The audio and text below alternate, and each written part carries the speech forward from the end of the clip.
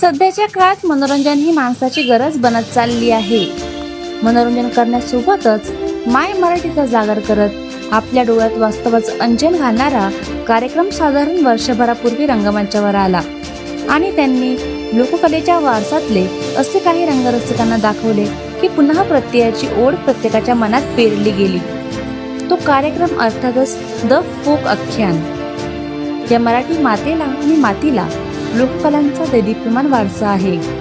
इथे संतांच्या अभंगवाणीने लोकांचे प्रबोधन केलं.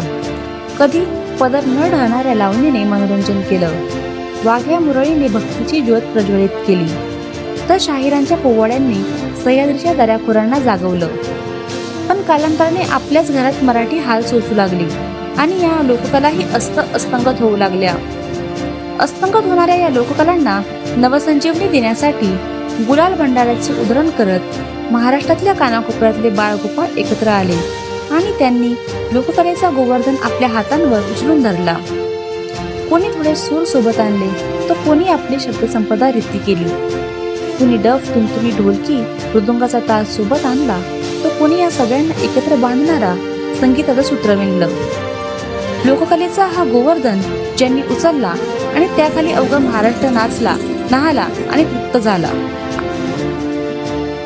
न भूतो न भविष्यती, शिवजन्मभूमी नरमध्ये रंगणार स्वराज्याचा सोहळा.